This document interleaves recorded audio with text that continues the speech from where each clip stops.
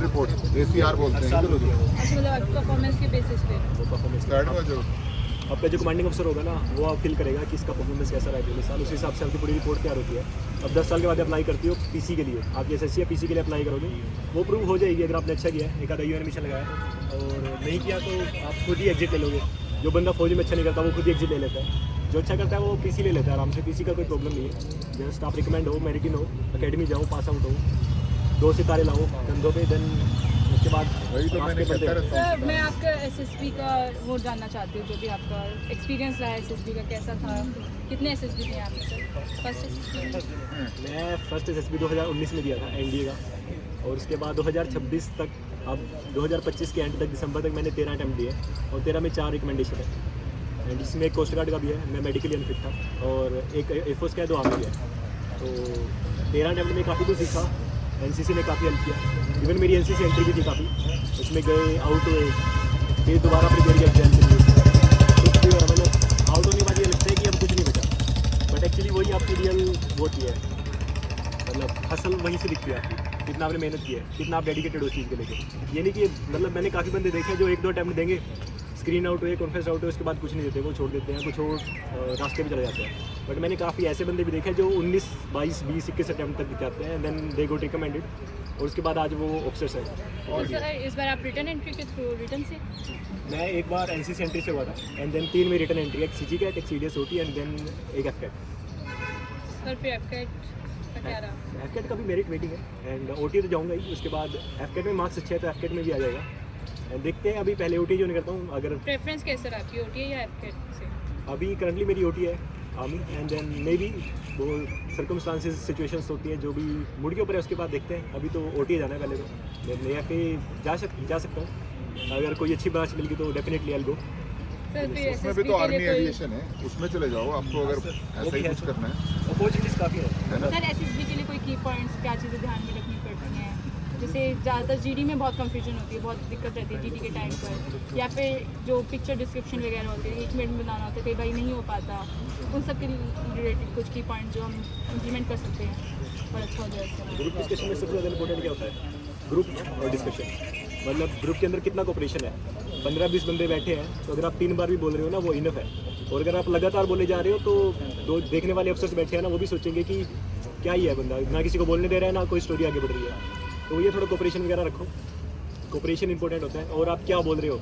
जैसे कि last time मेरे ग्रुप में क्या था, एक बंदा था वो लगातार ही बोले जा रहा था, और हम स्टोरी को आगे लेके जा रहे हैं, वो पीछे लेके जा रहा है स्टोरी को। काइंड ऑफ हम डिस्कस कर चुके हैं कि क्या बनेगा, वो बंदा बोल रहा है कि करैक्टर कितने हैं आप, मतलब हाफ टाइम निकलने के बाद भी। तो ऐसा नहीं करना, थोड़ी गलतियाँ होती हैं, स्टोरी को आगे लेके जाना है, कोऑपरेशन दिखाना है, और ये नहीं कि हम सिर्फ हमें ही बोलना है, नहीं, जो आपके साथ 15 बंदे बैठे हैं ना, वो भी सिलेक्ट होने आए हैं, उन्हें भी मौका देना है। अगर आपको लग रहा है कि जैसे कि ये बंदा बोल नहीं पा रहा है, तो आप रोक के बोल सकते हो कि he want to speak something, ऐसा मतलब दूसरे को मौका देना है, ये नहीं कि सिर्फ मेरे को ही बोलना है।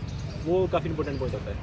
सर मैं जानना चाहती हूँ स्टार्टिंग में आपकी क्या मिस्टेक रही जो आपने नोटिस करी और फिर आपने इंप्रूवमेंट करी, ताकि हम उन मिस्टेक्स पे पहले से ही वर्क करना स्टार्ट कर सकें?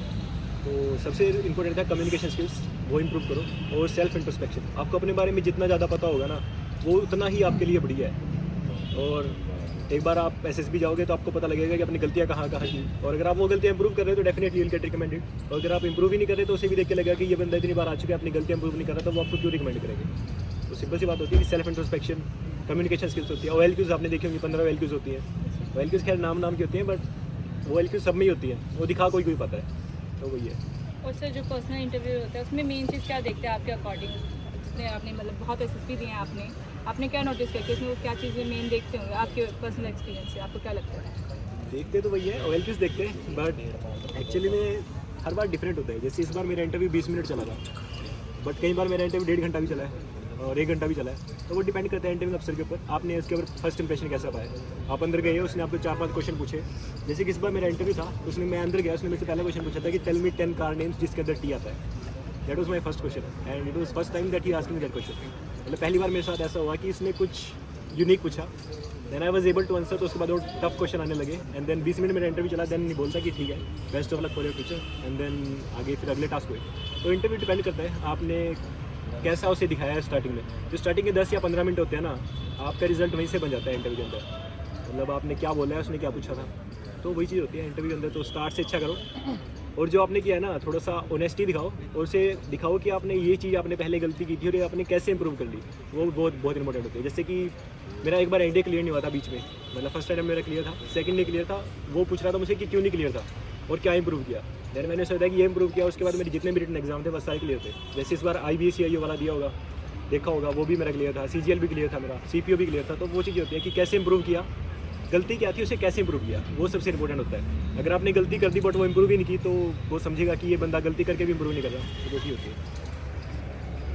और सर जैसे जो वर्ड्स होते हैं वो कैब के लिए, तो आप न्यूज़पेपर कोई वो करते थे या फिर क्लासेस अलग से? वो कैब के लिए, रिटर्न के लिए या किस चीज़ के लिए? Overall sir. ओवरऑल वो कैब, अगर आपकी रीडिंग स्किल्स है ना, मतलब रीडिंग हैबिट बनाओगे ना आप, तो वो आपकी वो कैब अच्छी होती जाएगी। और अगर आप एग्जाम्स की तैयारी कर रहे हो तो थोड़ा बहुत तो करोगे ही ना वो कैब, तो वो इनफ होती है इंटरव्यू के लिए भी और रिटर्न के लिए भी। CDS के लिए आपको थोड़ा बहुत एक्स्ट्रा वो कैब करनी पड़ेगी। लड़कियों को तो मेहनत ज़्यादा करनी पड़ती है एग्जाम के लिए, तो वही है। थोड़ा रीडिंग वगैरह बनाओ, हैबिट्स वगैरह बनाओ, बुक्स वगैरह पढ़ो, तो वो कैब तो हो जाता है अपने आप थोड़ा बहुत। Thank you sir. चलिए।